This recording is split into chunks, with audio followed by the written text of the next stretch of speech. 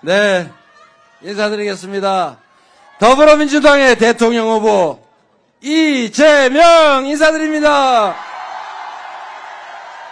우리 군산 시민 여러분, 그리고 김제에서도 많이 오셨다면서요. 네, 환영합니다. 저희가 김제로 가는 일정을 아직까지 못 잡고 있나 봐요. 죄송합니다. 최선을 다해 보겠습니다. 근데 김제는 제가 당대표할 때 여러 번 가가지고 간 걸로 쳐주세요. 네, 그래 주시겠죠? 네, 날씨는 우중중하지만 비가 안 와서 정말 다행입니다. 어제는 제가 전남의 이순신 로드를 따라서, 이순신 장군의 길을 따라서 유세를 다녔는데 비가 아주 장대비가 내려가지고 너무 고생했습니다. 근데 제가 정말 감동적이었던 것은 그 비에 우산도 제대로 못 쓰고, 우산 쓰면 옆 사람한테 겹치니까 그 장대비를 맞으시면서 기다리고 계셔서 정말 좀 감동했습니다. 저 때문이었겠어요. 저보다는 이재명이라고 하는 이 도구 대리인을 통해서 뭔가 하고 싶은 절박함 무엇인가가 있는 거죠. 그 절박함, 절실함 때문에 제가 정말 눈물 나더라고요. 지금도 마찬가지입니다. 이 바쁜 와중에 이렇게 평일에 또 이렇게 많은 분들이 함께 해주셔서 여러분들이 뭘 원하는지, 어떤 세상을 바라는지 제가 조금은 압니다. 어쨌든 정말 견마지로라고 하기는 좀 그럴지 몰라도 제가 할 수 있는 최선을 다해서 여러분들이 희망을 가지고 살 수 있는 세상 꼭 만들어서 보답하겠습니다.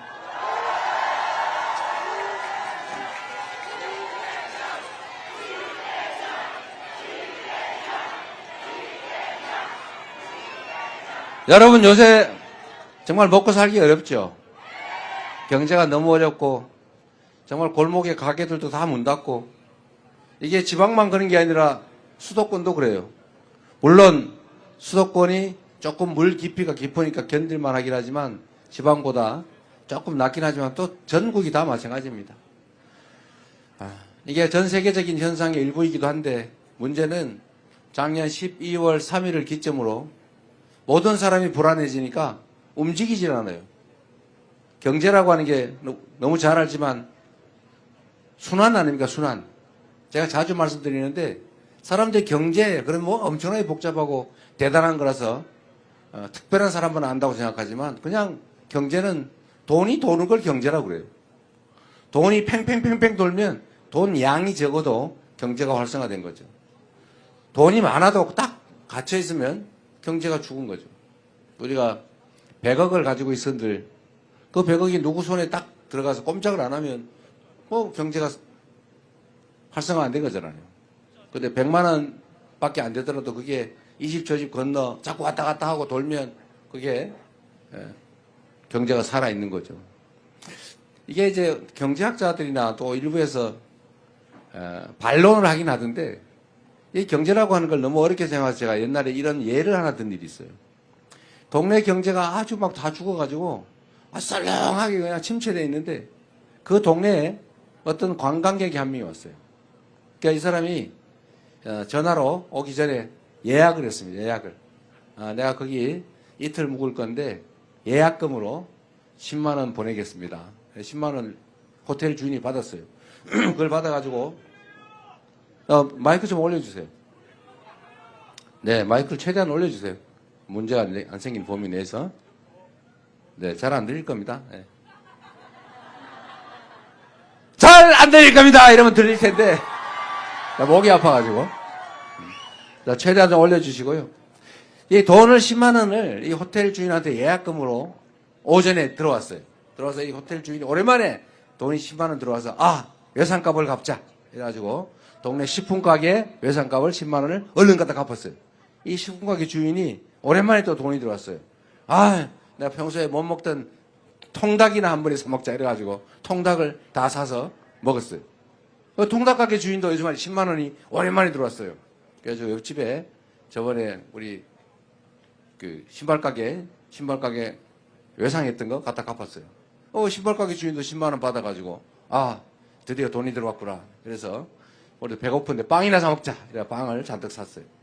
빵 가게 주인이 전에 호텔에 가서 외상으로 호텔값 못 줬던 거 10만 원 줬습니다. 그런데 좀 이따가 이 여행객이 우리 여행 일정이 바뀌었어요. 미안합니다. 그 돈 돌려주세요.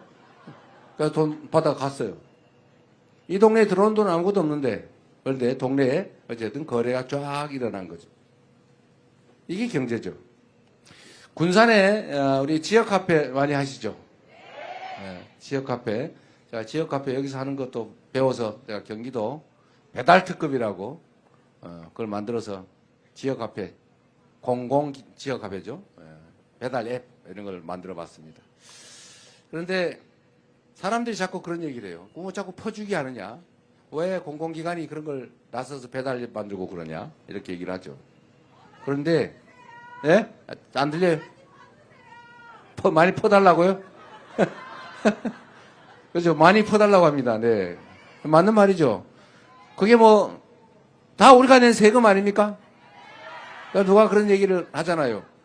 그 이명박이 4대강 한다고 그 강바닥에다가 20조 원, 40조 원 퍼붓는 건 괜찮고, 그 군산에 지역 화폐 지원 300억 하는 건 추구도 안 됩니까? 네. 생각의 차이죠. 그래서 그런다고 해요. 힘 있는 사람, 돈 많은 쪽에다가 돈을 마구다 갖다 쓰면 그건 투자라 그러고, 돈 없는 데다가 돈을 쓰면 낭비라 그런대요. 왜 그게 낭비입니까? 지금처럼 경제가 다 죽었잖아요. 동네에 가게 안 되지. 가게 장사가 안 되잖아요. 손님이. 그래서 이런 데는 정부가 역할을 해야죠. 정부는 원래 기업, 생산의 주체, 가게, 소비의 주체. 물론 단순해서 그래요. 정부, 조정하는 주체죠. 정부, 가게, 기업. 이게 원래 역할이 있어요. 경기가 나빠지면 정부가 돈을 풀어야죠. 그런데 경기가 너무 활성화돼서 지나치다, 과열된다, 그럼 정부가 세금을 더 걷든지 이자를 올리든지 해가지고 약간 눌러주는 거죠. 이게 정부 역할입니다. 그런데 지금 정부는 뭘 하고 있어요? 무조건 아껴요. 무조건 아껴. 지금 배가 고파 죽겠는데 허리띠를 졸라가지고 허리 부러지게 생겼어요. 이렇게 하면 안 되죠. 그래서 지금도 추경 좀 하자. 소비 좀 진작을 좀 하자. 돈이 좀 돌게 하자. 그랬더니 절대로 안 된다고 고집을 부리고 있습니다. 어쨌든 경제라고 하는 게 그렇게 어려운 게 아니다. 돈이 돌게 해야죠. 다 굶어 죽은 다음에 나중에 그때 가서 하면 뭐 하겠어요? 지금이 정말 정부가 재정적인 노력을, 역할을 할 때다. 그렇게 생각합니다. 소비 쿠폰도 좀 지원 좀 하고, 지역 카페 있잖아요. 그 지원도 좀 하고. 그 다음에 배달 앱 이런 것도 활성화해서 좀 민간 배달 앱이 너무 많이 뜯어간다면서요. 뭐 죽겠다고 그러더라고요. 독점을 하니까 그렇잖아요. 경쟁을 시켜야죠. 그래서 군산은 배달의 기수던가? 예. 네.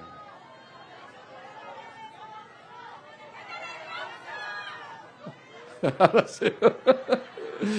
저도 기억을 100% 다 못하니까.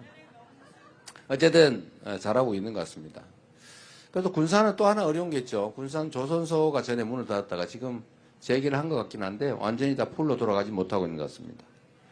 이것도 여러분들 정부가 하기 따라 좀 다른 길이 있을 수 있어요. 제가 전에 조선소 문 닫았을 때도 한번 와서 그 말씀 한번 드렸는데 정부의 역할이 있다. 예를 들면 아주 조선 경기는 제가 말씀드렸지만 이렇게 기복이 심해요. 이렇게 사이클이 너무 큽니다. 잘 될 때 너무 잘 돼요. 수주를 해가지고 처리를 못할 정도가 됩니다. 지금은 이제 그 사이클로 가고 있어요. 근데 또 언제가 되면 또 이게 쭉 주저앉죠. 근데 이걸 정부가 좀 조정을 해줘야 됩니다. 그래서 배 수주가 너무 없을 때는 분함이나 공용선 이런 발주도 좀 많이 하고 또 경기가 과열되면 뭐 다른 방법도 지원해서 조금 조정해 줄 수도 있죠. 지금 조선 관련해서는 좀 새로운 기회가 생기는 측면이 있습니다. 여러분도 좀 군산도 기대를 해 주셔야 되는데, 미국이 이제 해군을 강화하면서 해군 군함 수요가 아주 많아지고 있어요. 지금 통상 문제로 지금 한미 간에 곧 협상도 해야 되고 갈등이 생길 텐데, 이것도 중요한 의제가 될 거고, 우리한테 기회 요인으로 만들 수가 있을 겁니다. 너무 자세한 얘기를 하면 이게 문제가 될 수도 있어서 여기까지 요 정도 하도록 할 텐데, 제가 드리고 싶은 말씀은 정부가 하기 따라 경제 상황은 많이 바꿀 수 있고 좋아질 수 있다. 유능한 정책을 하는 충직한 일꾼이 하면 잘 될 수 있다. 그 말이죠. 맞죠, 여러분?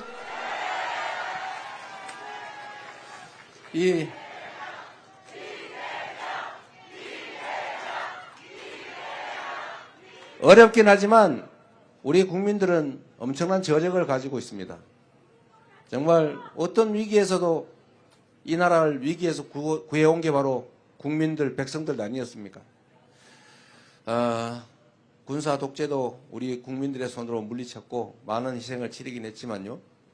그 다음에 박근혜 정권도 촛불을 들어서 끌어내렸고 작년 12월 3일 그 내란의 밤, 그 어두침침한 내란의 밤도 우리가 응원봉을 들어서 제압하고 진압하고 이겨나가고 있지 않습니까? 이 위대한 국민들이죠. 전 세계에 없는 무혈의 평화혁명을 8년 만에 10년도 안 돼서 2번씩이나 해내는 이런 위대한 국민이 어디 있습니까? 우리밖에 없어요. 그리고 이 해방된 식민지들 중에 이 근대화, 산업화, 그리고 민주화를 동시에 이뤄낸 나라는 딱 한 나라, 대한민국밖에 없다. 여러분이 바로 그 주체다. 맞습니까, 여러분? 이 엄청난 저력을 제대로만 발동하면 지금의 이런 위기 가뿐하게 이겨내고 지금보다 아니 얼마 전에 대한민국 세계에서 각광받던 망가지기 전에 대한민국 그 대한민국보다 훨씬 더 나은 대한민국을 만들 수 있다. 저는 그렇게 생각합니다. 동의하시죠? 문제는 바로 정치죠. 누가 하느냐냐, 누가 할 수 있습니까?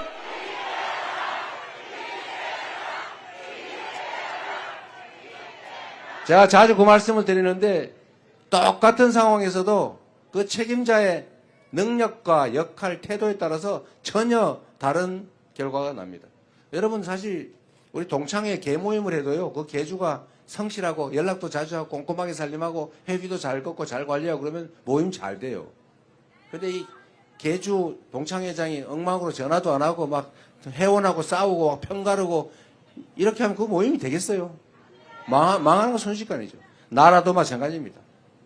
우리 아주 가깝게 조선 그 선조라는 그 못되고 무능하고 무책임한 왕이 있을 때 전쟁이 벌어져가지고 백성이 수백만이 죽어갔잖아요. 그런데 그 똑같은 조선에서 우리 정조, 이 정조는 완벽하게 정말 부흥하는 조선을 만들었습니다. 이 한 사람 때문이죠. 이 한 사람으로 인해서 그렇게 많은 변화가 있다. 제가 남부 이 이순신 로드 벨트를 따라서 제가 말씀을 많이 드렸는데 똑같은 조선 수군을 가지고 아니 훨씬 더 숫자도 적고 많이 망가진 전함들 12척 가지고 이순신은 23연승을 했잖아요. 조선을 구했지 않습니까? 근데 원균 뭐 했어요? 술 먹고 맨날 놀다가 누구처럼? 아, 그 사람이에요? 아, 나 몰라. 네. 하여튼 그러다가 결국은 연패해가지고 조선을 위기에 빠뜨리잖아요. 똑같은 상황에서도 전혀 다른 결과를 만들어낼 수가 있다. 이거는 지금도 마찬가지입니다. 대한민국이 과거에 비해서 교육도 많이 받았지요. 우리 국민들 엄청 똑똑하지요. 성실하지요. 그리고 자본도 많지요. 기술도 높지요. 이 문화적 역량이 얼마나 높습니까? 특히 전북, 이 예향, 이 문화적 역량이 얼마나 높은지 전 세계에서 대한민국 가면서 와, K-팝, K-컬처 이렇게 숭상하잖아요. 폭삭 소가수다 이런 거 제주도 그거 제주도 얘기인데 그런 거 만들어가 전 세계인이 보고 울잖아요. 저도 많이 울었는데 여러분도 많이 울었죠? 이게 문화적 역량이죠. 이 뛰어난 역량을 가지고 우리가 전 세계 1등 못하라는 법이 어디 있습니까? K 이니셔티브, 코리아 이니셔티브 모든 영역에서 우리가 한번 세계 1등을 해보자. 그런 나라 만들 수 있죠? 얼마든지 만들 수 있습니다. 정치만 똑바로 잘 되면.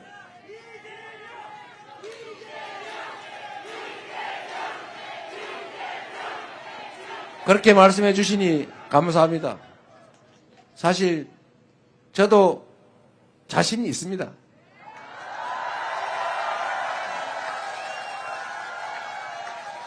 제가 오늘은 약간 여유가 있을지 모르니까 이 말씀을 한번 드려볼게요.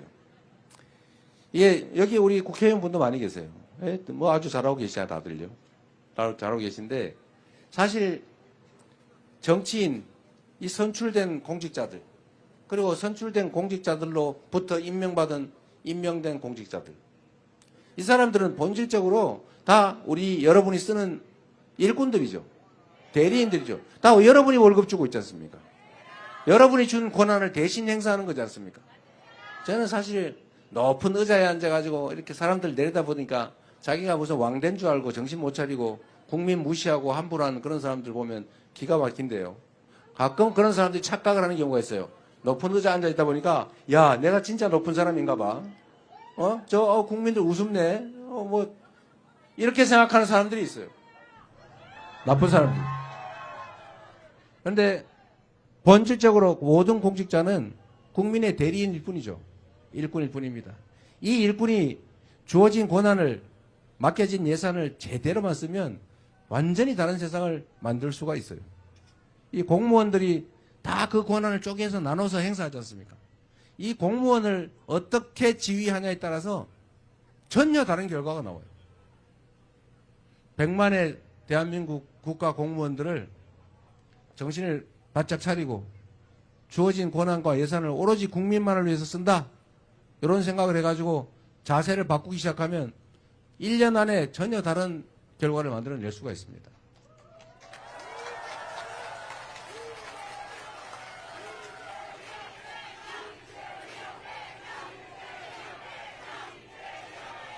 제가 성남시 똑같은 동네에서 거기는 바꾸는데 한 2년 6개월 걸렸어요. 너무 많이 좀 망가져 있더라고요. 2년 6개월 정도가 지나니까 공무원들이 정말로 오로지 시민들만 위해서 일하고 시민들한테 칭찬받는 걸 낙으로 하는 사람들로 변하더라고요. 그래서 성남시가 우리 군산 시민들도 부러워하는 이사 가고 싶은 동네 되지 않았습니까? 그래서 제가 이렇게 유명 인사가 돼가지고 대통령 후보까지 나오게 된 거죠. 제가 직접 한 건 없어요. 다 공무원들 시켜서 그들이 한 거죠. 경기도도 제가 3년밖에 못 있었지만 그 3년의 짧은 시간 동안 경기도 공직자들이 전과 다르게 일해서 전혀 다른 경기도를 만들어냈지 않습니까? 그래서 여러분이 또 인정해 주셔가지고 너무 빨리 대통령 후보로 끌어내는 바람에 3년밖에 못해서 큰 성과는 못 냈던 것 같아요. 그래도 전국 1등 경기도를 만들지 않았습니까? 그리고 민주당도 말입니다. 민주당이 이 호남을 본거지로 하는 정당이잖아요. 민주당도 여러분 전에 보면 이게 국민들의 뜻이나 당원들의 뜻과 다르게 엉뚱한 짓도 꽤 많이 하고 그리고 편 갈라가지고 맨날 싸우고 국민들한테 지탄받고 그러고 있다. 요즘은 어때요? 누구 뭐 일극체제니 뭐니 비난하지만 그러면 당이 편 갈라가지고 맨날 싸우고 있는 게 좋습니까? 부러워서 하는 소리죠? 네? 우리 총선에서도 압도적으로 이기고 국민들도 믿음직한 민주당으로 다시 거듭나지 않았습니까? 이 민주당 150이 뭐였죠? 민주당의 이재명의 민주당 150은 이기는 민주당, 유능한 민주당이었어요. 이기는 민주당, 유능한 민주당으로 바뀌지 않았습니까? 이제 6월 3일에 대한민국을 이재명에게 맡겨주시면 지금까지는 완전히 다른 새로운 대한민국을 만들어서 보답하겠습니다, 여러분.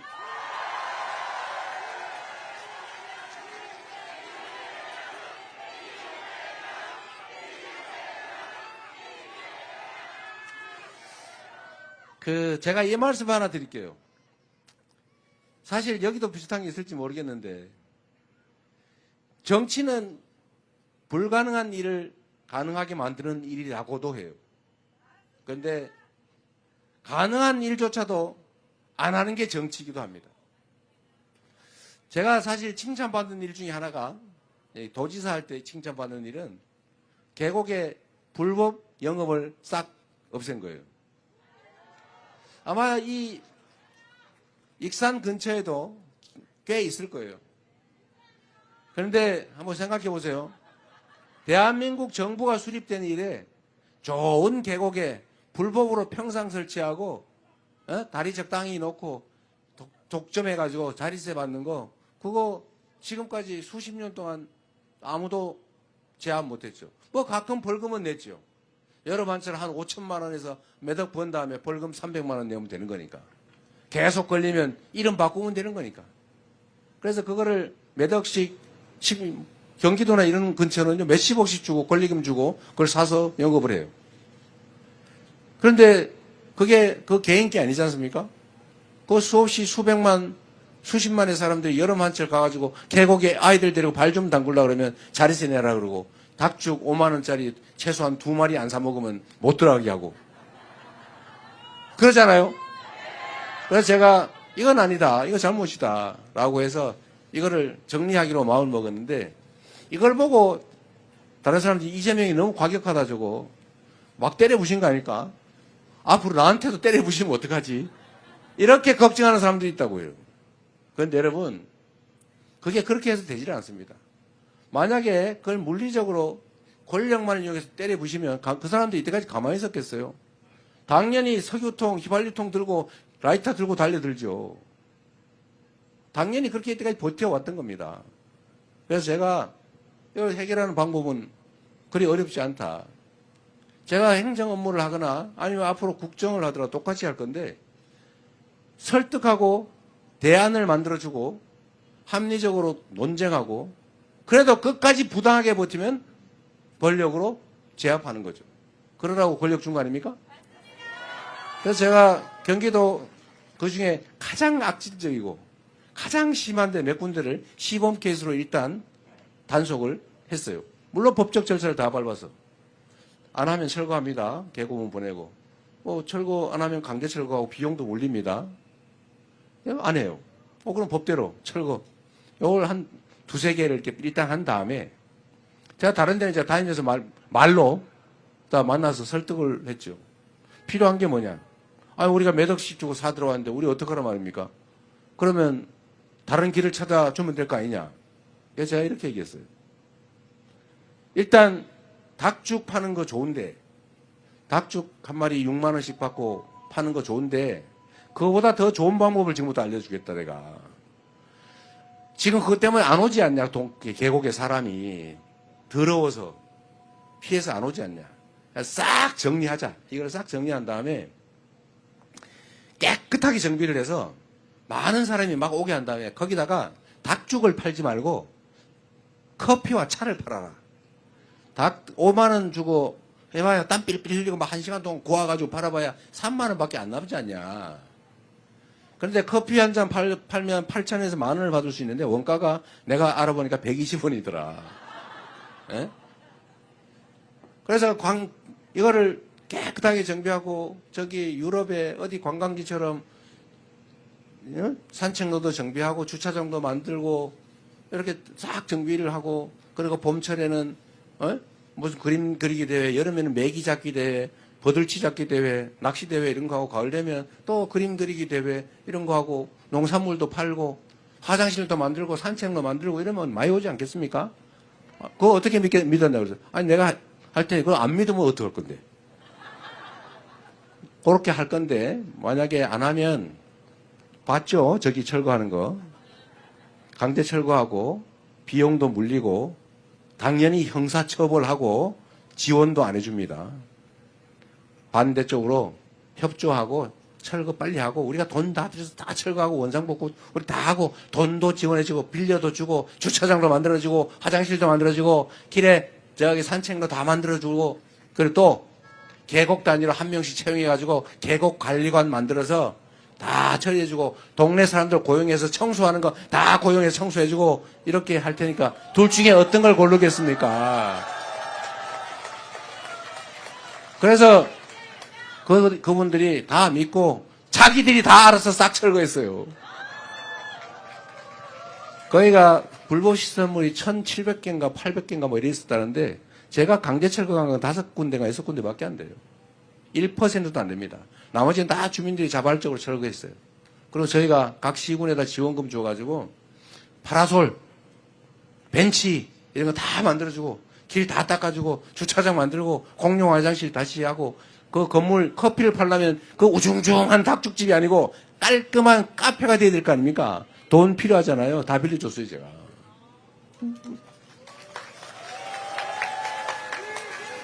그래서 대한민국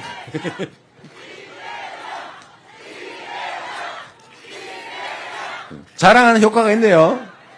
그래서 일부에서는 저보고 그걸 무력으로 막 무지막지하게 철거해가지고 겁을 줬다고 생각하는데 그거 아닙니다. 제가 그때 그해 2018, 9년이죠. 2019년 가을쯤 제가 2심에서 선거법 위반으로 벌금 300만 원을 유죄로 받는 바람에 이제 날아가게 생겼어요. 그 대법원에 제가 상고를 해놨었는데 그때 그 백운계곡 상인들이 어느 날 현수막을 붙였더라고요. 우리 도지사 돌려도. 우리가 시킨 거 아니었어요. 그 백운계곡이 경기도에 제일 유명한 데 있거든요. 악명 높은 계곡. 지금은 가장 많은 사람이 와서 커피도 팔고 봄, 여름, 가을, 겨울 가릴 것 없이 관광객이 많이 찾아서 커피 마시고 그림도 그리고 사생대회도 하고 동네 청소도 동네 노인들이 일자리 사업으로 하고 이런 동네로 바뀌었습니다. 여하튼 행정은 그런 거죠. 길을 만들어 줘야 되지 않습니까? 온 동네에 가면 그런 게 있어요. 특별한 희생을 치르면 특별한 보상을 해주자. 그게 제가 가지고 있는 신념입니다. 특별한 희생을 치른 지역, 예를 들면 전방, 그거 뭔 죄를 지었다고요? 상수원 보호구역, 뭐 죄 지었습니까? 아니, 규제가 많잖아요. 그럼 보상해줘야죠. 많은 사람들이 혜택을 받으면 그 혜택 중에 일부를 떼어서 그 많은 다수의 최대 행복을 위해서 희생한, 손해본 그들에게 당연히 보상해줘야 되는 것 아닙니까? 근데 옛날에는 그거 잘 안 해줬어요. 집단 이기주의라고 매도하고. 그렇게 하면 안 되죠. 우리 함께 사는 공동체니까 존중하고 인정하고 타당한 결론을 내고 대신 부당한 고집을 끝까지 부리면 어떻게 해요? 그런 때 쓰라고 권력을 맡겨준 것이죠.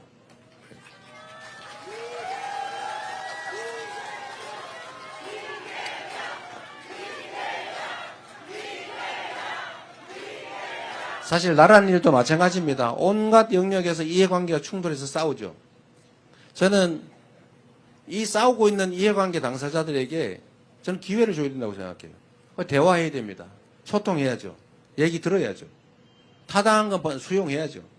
그리고 서로 조금씩 양보하고 대화하다 보면 거의 좁혀져요. 이만큼. 근데 끝까지 좁혀지지는 않는 경우가 많아요. 마지막 남은 요거는 어떻게 하느냐? 그건 합리적인 결론을 내라고 강제력을 부여했지 않습니까? 바로 그게 권력이죠. 그러면 합당한 결론을 내면 따르는 거죠. 억울하지 않게. 일반인의 평균적 기준에서. 근데 쓸데없이 고집을 부리는 극소수가 있습니다. 뭐 어떻게 할 수 없잖아요, 이거는. 거기에 끌려다니서는 안 되겠죠? 모두를 위해서. 그러나 부당하게 소수라는 이유로, 약자라는 이유로, 힘없는 지역이라는 이유로 불이익 주면 안 된다. 그런 사회를 만들어야죠. 우리가 바라는 세상, 공정하고 합리적이고 말로 대화로 풀어가는 그런 세상. 우리 한번 만들어 보자고요. 네.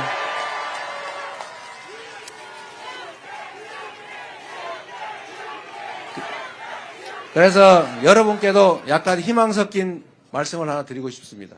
대한민국이 지방 수도권 이 차등이 너무 심하죠. 옛날에는 어쩔 수 없었어요. 우리 자본도 기술도 자원이 부족했기 때문에 다 한 군데로 몰빵을 했어야 돼요.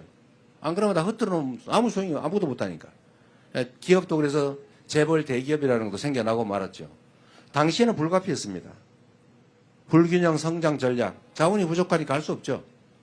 그러나 이제는 그게 한계에 도달했습니다. 이제는 너무 수도권으로 몰리고 이제 너무 특정 기업으로 많이 몰리면 이게 부작용이 생겨요. 이 부작용이 이제는 성장, 지속적 성장을 가로막는 성장의 장애 요소가 됐습니다. 이제는 균형 발전해야죠. 지방에는 사람이 없어서 소멸할 지경이고 서울은 사람이 넘쳐서 터져나갈 지경이고 이렇게 되면 나라가 큰일 난다. 이제 지방에 분산을 좀 해야 될 때가 왔습니다. 근데 이게 그냥 억지로는 안 돼요. 억지로 안 되고 방법이 있죠. 그 지방의 특색을 맞춰서 몇 가지 정부가 주력하면 됩니다. 그 첫 번째가 여러분한테 관계 있는 것인데, 대한민국이 앞으로 가야 될 산업의 큰 방향은 첫째는 인공지능을 중심으로 한 첨단 기술 산업으로 신속하게 전환하는 거예요. 두 번째로는 이제는 화석연료 의존 시대가 지났어요. 이제는 재생에너지로 생산되지 않은 제품은 사지 않는다. 탄소로 생산한 제품을 유럽이나 미국에 수출하려면 탄소 국경세라고 하는 걸 엄청나게 내야 된다. 이제는 화석연료에 의존해가지고는 경제 활동이 안 됩니다. 그럼 재생에너지로 전부 바꿔야 돼요. 근데 이 정부가 수사가 전문이라서 태양광 산업 매 수사하다가 이 산업 체계가 완전히 망가지고 있어요. 그것도 빨리 복구해야 되고, 특히 재생에너지는 어디에 많아요? 지방에 많아요. 서남해안, 새만금, 이 지방에 이 무한하게 많이 있는 이 바람, 이거 바람도 에너지거든요. 태양 에너지. 이 에너지가 사실 지방에 많습니다. 지방에서 곳곳에서 농사 대신에 이제는 태양광 농사를 지으면 되죠. 바람 농사를 지으면 됩니다. 그게 가능하도록 정부가 도로를 깔듯이 인프라로 다 송배전망을 촘촘하게 깔아주면 내가 집에 지붕 위에다가도 태양광, 그 위에다가 바람개비 달아서 또는 마을 주민들이 공동으로 마을 해관에 또는 논뚝길에 농로 위에다가 개천 위에다가 전부 태양광 패널 깔아서 생산하면 되죠. 여주 구양리라는 마을을 제가 이번 선거운동 내려오면서 그걸 들렀다 왔는데, 거기는 마을에 조그만하게 한 2천 몇백 평 되는 데다가 마을 해관 밭 이런 데다가 태양광 패널을 설치해서 한 달에 1,000만 원씩 남아요. 그 1,000만 원으로 마을 주민들이 점심은 그냥 다 무료로 먹어요. 동네 버스 다 무료로 운행해요. 사람 한 명 고용해서 동네 살림하는 동네 상머슴을 고용해놨더라고요. 근데 이런 거를 온 동네 마을마다 다 하면 되잖아요. 못할 이유가 없죠. 예. 그래서 태양농사, 바람농사를 짓자. 그리고 요거는 그냥 자급자족하는 정도이고, 그 이상으로 지금 대한민국은 에너지를 전부 재생에너지로 바꿔야 되는데, 지금 대한민국이 재생에너지 비율이 10%가 안 돼요. 9점 몇 프로밖에 안 됩니다. 삼성전자 한 군데가 쓰기도 부족하다고 해요. 재생에너지가 없어가지고 지금 공장을 해외로 다 넘기고 있어요. 이러면 안 되겠죠. 그래서 빨리 재생에너지를 국내에서 생산을 시작해야 됩니다. 그래서 정부가 각 인프라를 구축해주고 지방에 재생에너지를 대대적으로 생산하게 하고 그걸로 먹고 살고, 대신에 기업들을, 이게 중요한데, 여기 중요한데, 여러분 익산에서 배추 농사를 지어가지고 서울에다가 갖다 팔면 어디가 비싸요? 서울이 비싸죠. 왜? 그건 너무 당연한 겁니다. 수송비가 드니까. 그런데 전기는 저 영광에서 생산하는데 서울하고 영광하고 전기요금 금액이 같아요, 달라요? 이상하지 않아요? 이제 앞으로 바꿔야 됩니다. 바꿔서 지방에서 전기를 생산하면 지방에는 싸게 수송비, 전력 송전비 다 붙여서 소비지는 더 많이 내야 될 거예요. 그러면 기업들은 전력이 싼 곳으로 갈 수밖에 없어요. 거기다가 세금도 좀 많이 깎아줘야 되겠죠. 왜냐하면 서울이 아파트 한 평에 3억이에요, 3억. 거기서는 이제는 정상적인 사업이 불가능합니다. 이제 지방으로 가면, 또는 지방에서 사업을 하면 법인세 이런 거 많이 깎아줘야죠. 아니면 좀 면제를 해주든지. 그리고 규제도 많이 풀어주고. 그리고 여기 학생들도 없고 그렇다고 하니까 우리가 그 얘기 하지 않습니까? 서울대 10개 만들기. 지방의 대학도 서울대 수준의 지원을 해서 훌륭한 인재를 양성할 수 있게 해주자. 이런 걸 종합적으로 해야죠.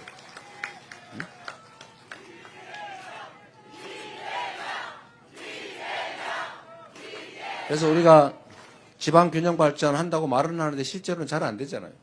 그러나 진짜 해야 됩니다. 나라가 살려면, 길게 지속적으로 성장하려면 균형 발전을 해야 되고, 이제 그 길이 생긴 거예요. 다행이에요. 오히려 지금 이 위기가 기회일 수 있는 거죠. 지난 3년 동안 이렇게 막 밀어놨기 때문에 새로 시작할 수 있게 된 거예요. 완전히 새로. 기회로 만들어서 새로운 나라, 함께 사는 나라 꼭 만들어 봅시다, 여러분.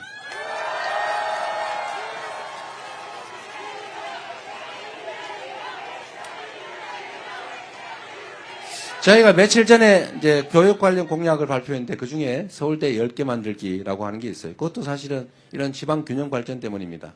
기업들이 지방으로 가고 싶은데 땅값 싸고 좋잖아요. 문제는 사람이 없다고 해요. 인재가 없다. 그러니까 그 지역에 왜 인재가 없냐? 일단 청년들 입장에서 보면 연애 데이트가 쉽지가 않아요. 즉 정주 생활 환경이 너무 안 좋습니다. 영화관도 없어요. 문화활동이 안 돼요. 교육받기도 쉽지 않아요. 일자리가 없어요. 일자리가 없는 게 먼저냐? 청년이 떠난 게 먼저냐? 모르죠. 닭이 먼저인지 알이 먼저인지. 이걸 동시에 해결해야 된다. 서울대는 우리 정동영 의장님 어디 가셨나? 서울대 나오셨죠? 네. 서울대는 정부에서 예산을 1인당 학생 예산이 5천만 원이 넘어요. 한 6천만 원 가까이 된다더라고요. 그런데 전북대는 얼마인지 아세요? 얼마예요? 2천만 원, 2천만 원. 2,100만 원, 2천만 원 뭐 그래요. 저는 이런 게 이해가 안 됩니다. 이 근본적인 사고를 바꿔야 되는데 나라 살림을 하면 어려운데 더 지원하고 있는 데는 좀 양보하고 그래야 되는 거 아닙니까? 물론 아까도 얘기했죠. 불균형 성장 전략을 취할 수밖에 없을 때 자식이 5명인데 이게 한 명이 먹고 살기도 어려워요. 그러면 장남 이놈이라도 어떻게 키워가지고 이놈이라도 키워서 공부시켜가지고 집안을 좀 일으키자. 그래서 장남한테 집중 투자하는 때가 있었어요. 그런데 지금은 그런 정도는 아니란 말이에요. 그러면 똑같이 내줘야죠. 장남 안 그래도 먹고 살만한데 그거 막 직장 얻어가지고 잘 살고 있는데 거기다가 왜 전 재산을 물려주냐고요. 에? 그 장남 때문에 고생한 막내, 둘째, 셋째 여기 그래가지고 힘들게 겨우 입에 풀칠하고 사는데 거기다 재산 더 물려줘야 되는 거 아닙니까? 그런데 지금 반대에 반대. 지방 국립대는 왜 그렇게 학대하는 거예요 도대체? 거기다 더 지원해줘야 되는 거 아닙니까? 그럴 수 있는 상황이 됐죠. 그래서 서울대 거를 뺏어가 주자 그러면 또 싸움 나니까 이제 거의 놔두고 그냥 그대로 하고 지방에 대한 지원을 늘려야 되는데 물론 재정에 문제가 좀 있긴 해서 엄청나게 제가 생각해도 확 늘리고 싶은데 그러나 어쨌든 연간 약 1,000억 단위 정도는 지원을 줄 수 있지 않을까. 계속 늘려야죠. 그래서 여러분 학교도 연구도 연구의 역량도 늘리고 또 기업들도 지방으로 올 수 있게 하고 전기요금도 이제는 앞으로 올려야 되거든요. 지금도 전기요금 비싸겠다고 느끼시지만 어쩔 수 없어요. 예, 지금 이런 식으로 버틸 수 없습니다. 예, 올릴 때 지방은 좀 덜 올리든지 아니면 그냥 유지를 하든지 해서 예, 에너지 요금의 차이를 규제의 차이를 세금의 차이를 만들면 희망이 생길 거다. 지방도. 그리고 전북에 관계된 이야기. 재생에너지 산업도 중요한데 전북은 특장점이 하나 있는 것 같아요. 소위 식품 클러스터. 전에는 아유 뭐 그게 무슨 사업이 되겠어. 사양산업 아니야 이렇게 생각했는데 여러분 제가 예를 하나 드려드릴게요. 이 한류라고 하는 게 이 문화라고 하는 게 정말 엄청난 영향력을 가진 겁니다. 한국 노래를 흥얼거리다가 한국어를 배우기 시작했고 그러니까 한국어 학원들이 생기기 시작했고 한국 음식을 먹기 시작하고 그러다 보니까 김밥을 먹어보니까 맛있어요. 그러니까 지금 김밥이 해외에서 불티나게 팔리는데 김을 원래 우리나라 말고 별로 안 먹었는데 지금 미국, 유럽이 김을 먹기 시작해가지고 김 생산이 부족할 지경이 됐다고 합니다. 김밥. 요새 김밥을 수출하잖아요. 전주 비빔밥. 요새는 보관이 되잖아요. 이게 한국, K푸드, 한국 음식이 지금 전 세계가 이제 이 경제 수준이 올라가가지고 이제 건강 관리를 하기 시작했는데 건강 음식으로는 최고예요. 이런 좋은 음식이 없습니다. 이거 수출하면 되잖아요. 전주 비빔밥, K푸드. 그런데 이 전북이 국가 식품 클러스터, 식품 특화 지역으로 지정돼 있지 않습니까? 그러니까 실제로 농공단지들이 잘 발달해 있어요. 농업이 잘 발달해 있고 또 실제로 많이 경쟁력이 있습니다. 그래서 앞으로 아까 말씀드렸는데 대한민국의 산업은 1. 인공지능을 비롯한 첨단 기술 산업, 2. 재생에너지 산업, 3. 문화산업. 문화산업의 핵심 중에 하나 K푸드. 여기에 전북이 장점을 가지고 있다. 익산이 장점을 가지고 있다. 여기에 집중 지원을 해서 여러분에게도 희망을 만들어 드리도록 하겠습니다. 예. 비도 오니까 빨리 끝내야 되겠죠, 이제. 자, 여러분, 제가 이런저런 자잘해 보이는 얘기를 했지만 다 먹고 사는 얘기 중요한 얘기 아닙니까? 그래서 전북도 소외감이 많은 거 제가 압니다. 지방이라 소외되고 호남이라 소외되고 호남 중에서도 전북이라 소외됐다. 이 삼중 소외감을 느끼고 계신 거 잘 압니다. 그 억울한 생각 앞으로 더 나지 않도록 우리도 충분히 대우받고 있다라는 생각 들도록 정부가 책임지도록 하겠습니다.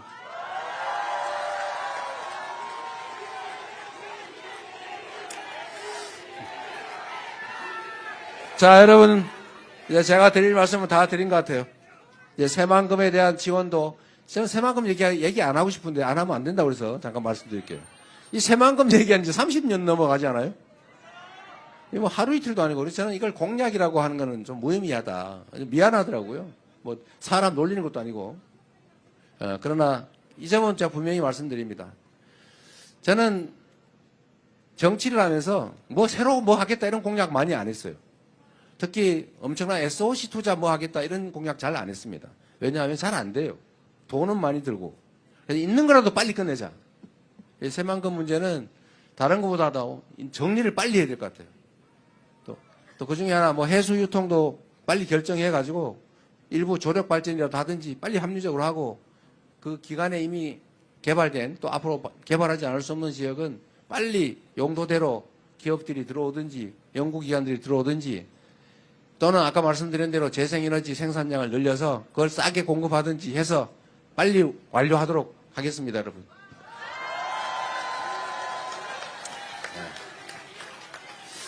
네, 이제 비가 오니까 우리 실제로 도움되는 얘기는 더 안 드려도 될 것 같고요. 여러분, 희망을 가집시다. 우리 위대한 우리 국민들이 이제 6월 3일부터는 국민이 존중받는 나라, 여러분이 이 나라 주인으로 인정받는, 그래서 국가의 모든 역량이 오로지 국민만을 위해서 사용되는 진짜 민주공화국, 진짜 대한민국 만들어야 되겠죠? 여러분이 기회를 주시면 유용한 도구로서 충직한 일꾼으로 최선을 다하겠습니다. 고맙습니다.